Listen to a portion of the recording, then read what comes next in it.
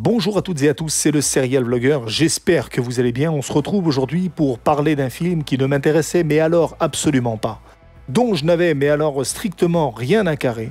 Je pense que ce film est à la base l'adaptation live-action Disney qui me hypait le moins de l'histoire des live-action Disney. Je parle bien évidemment du film Cruella. J'ai beau adorer Emma Stone et ce de plus en plus, je n'étais, comme je le disais, en rien attiré par ce film. Pas un grand fan des 101 Dalmatiens, pas particulièrement fan du film avec Glenn Close, que ce soit niveau ambiance ou esthétique générale, je n'aime pas tellement cet univers. Dans le même genre, on peut aussi retrouver les Aristochats, Bernard et Bianca, Oliver et compagnie ou encore La Belle et le Clochard, pour ne citer que, mais vous voyez à peu près le genre. Des animaux qui chantent, qui parlent, qui déambulent dans des rues crasseuses où ils affrontent des méchants humains n'a jamais été mon kiff. Je préfère largement le style d'un Roi Lion, le Livre de la Jungle ou Le Monde de Nemo ou encore Robin des Bois, mais les goûts et les couleurs, vous savez ce que c'est. Tiens, dites-moi dans les commentaires quels sont vos grands classiques Disney niveau animation que vous préférez. Au passage, cette vidéo sera 100% sans spoil, donc si vous n'avez pas vu le film, vous pouvez y aller. Mais revenons plutôt à nos moutons, ou plutôt à notre film. Cruella, de quoi est-ce que ça parle? Une origin story avec l'une des vilaines les plus osef de l'histoire des vilaines, why not?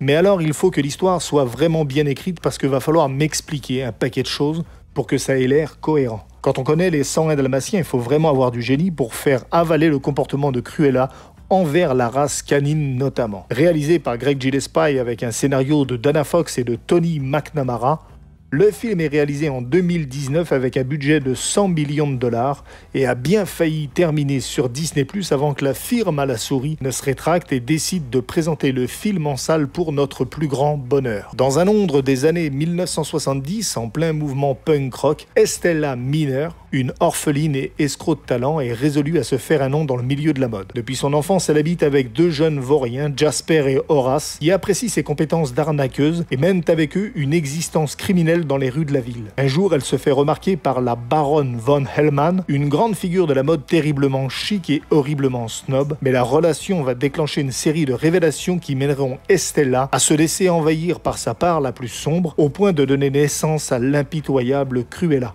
une brillante jeune femme assoiffée de mode et de vengeance.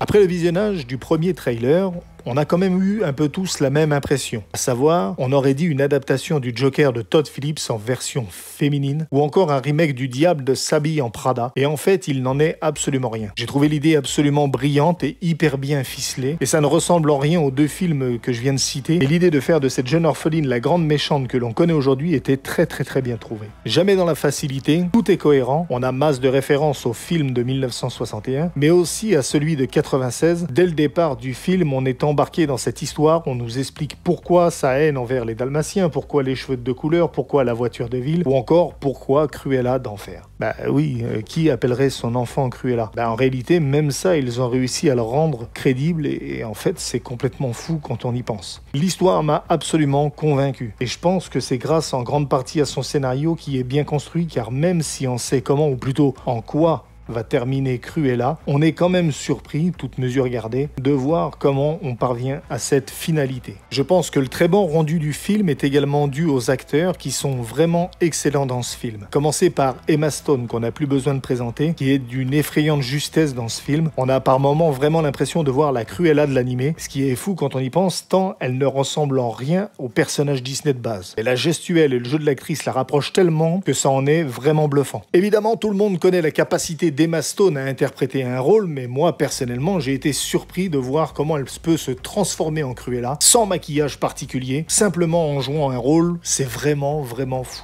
Ensuite, il y a la prestation de Emma Thompson, qui est d'une froideur terrible dans ce film. Elle est la vraie méchante, vous savez, celle qu'on adore détester. Elle est comme Emma Stone extrêmement juste dans son interprétation de femme manipulatrice et calculatrice. Elle ne ressemble en rien à ce qu'on aurait pu croire en voyant la bande-annonce. Elle est parfaite dans ce rôle, il lui va à merveille et on sent bien qu'elle a dû y prendre beaucoup de plaisir. On peut également retrouver au casting Paul Walter Hauser et Joel Fry qui interprètent respectivement Horace et Jasper, les deux compères de Cruella qui sont également très fidèles à la version animée mais dans une version cohérente. On comprend pourquoi dans l'animé ils sont ainsi. On a le droit aussi à une petite origin story en parlant de ces personnages-là. C'est également très satisfaisant car du même coup on nous explique leur passé et pourquoi ils travaillent pour Cruella d'Enfer. Les deux acteurs sont également hyper bons. De la même manière, encore une fois, le casting est réussi car outre le fait que physiquement ils ont l'allure des personnages qu'ils interprètent, ils sont bons à en faire oublier leur personnage physique et à laisser transparaître le personnage de l'animé. On ne voit plus que c'est des acteurs et c'est vraiment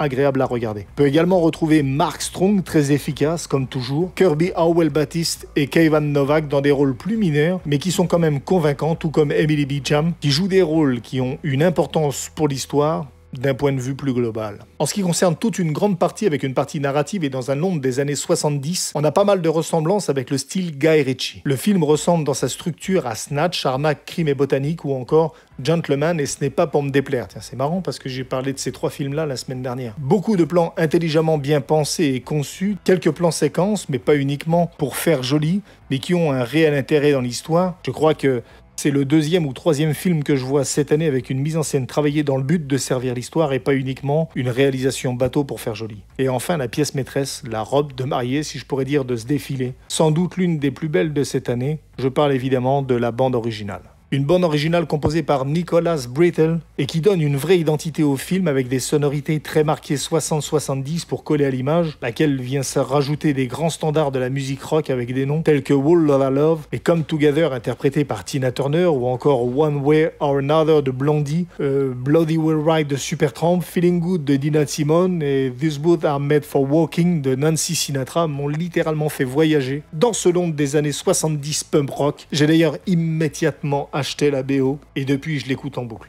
Vous l'aurez donc compris, ce film est une véritable réussite. Aucun de ses éléments ne me fait défaut. Tout est parfait à mon avis, de très loin le meilleur film live-action Disney qui nous a été proposé jusqu'à maintenant. Bien plus qu'une repompe de l'animé, ce film propose vraiment quelque chose.